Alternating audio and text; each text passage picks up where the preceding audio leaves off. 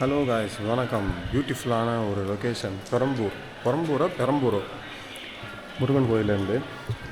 சரி, மழை சூப்பராக பெஞ்சிட்ருக்கு, அப்படியே ஒரு குட்டி விலாக் எடுத்துடலாமே அப்படின்னு.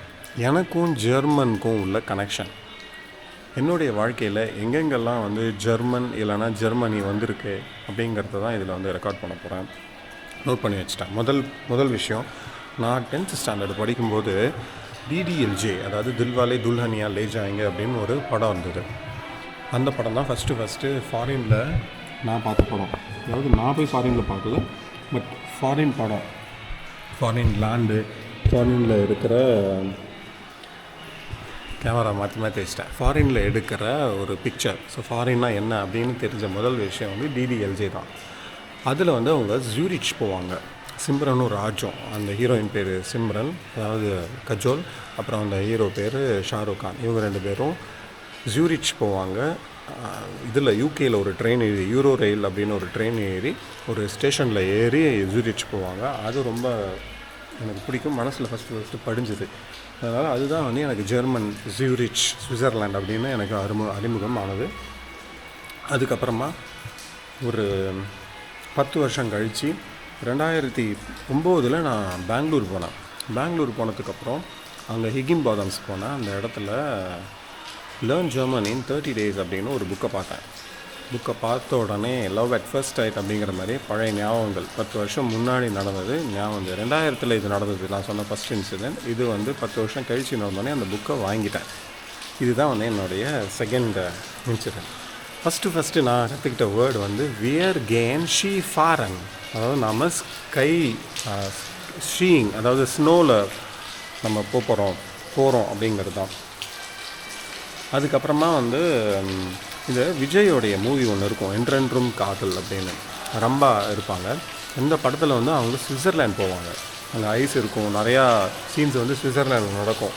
அவங்க வீட்டில் போய் தங்கிட்டு வருவார் இல்லையா, அது கண்டினியூஸாக. அதுவும் நான் அந்த 2000லேருந்து 2010க்குள்ளேயே அப்பயே பார்த்தது. ஸோ 2வது தான் எனக்கு ஜெர்மனி ஆர் சுவிட்சர்லாண்ட், டாய்ஷ் அப்படின்னு எனக்கு அறிமுகமானதெல்லாம் இதுதான்.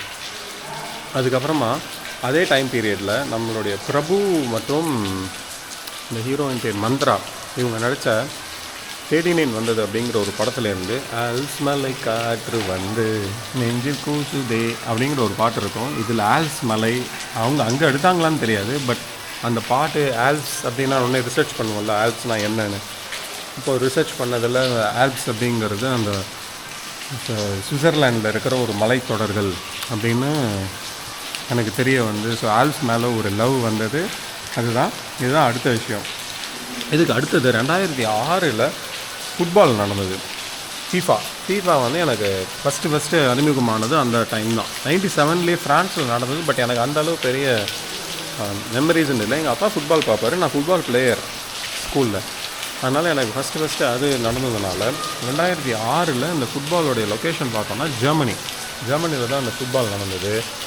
அந்த க்ரீனிஷான இடங்கள் மற்றும் அந்த பேக்கில் என்னது பின்னாடி இருக்கிற இடங்கள் சொல்லுவாங்கள்ல, பேக் ட்ராப். ஆமாம், இதெல்லாம் மனசில் பதிஞ்சோடனே ஜெர்மனினா இப்படி தாண்டா இருக்கும் அப்படின்னு மனசில் பதிஞ்சிச்சு.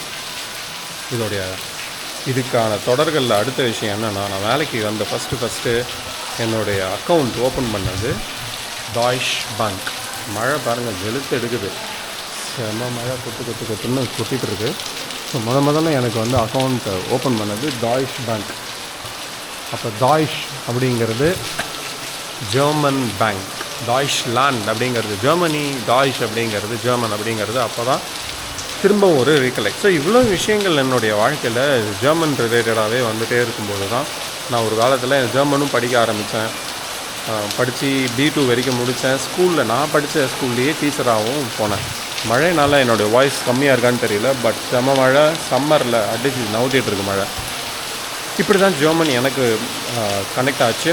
என்னுடைய வாழ்க்கையில் பல இடங்களில் டாட்டாக வைக்கப்பட்டது. அந்த டாட் எல்லாத்தையுமே நான் கனெக்ட் பண்ணி ஜெர்மன் கற்றுக்கிறதுக்கான காரணமாக இருந்தது. இதை தொடர்ந்து நான் என்ன பண்ண போகிறேன், ஜெர்மனிக்கு அப்ளை பண்ணியிருக்கேன் ஸ்டடீஸுக்கு. எனக்கு அதோடைய இன்னொரு தொகுப்பில் அதை பற்றி தெளிவாக பேசியிருப்பேன். ஸோ ஜெர்மனி, சுவிட்சர்லாண்ட் அப்படிங்கிறது என்னுடைய வாழ்நாளில் ஒரு பெரிய அச்சீவ் பண்ண வேண்டிய ஒரு இடமா அமைஞ்சது.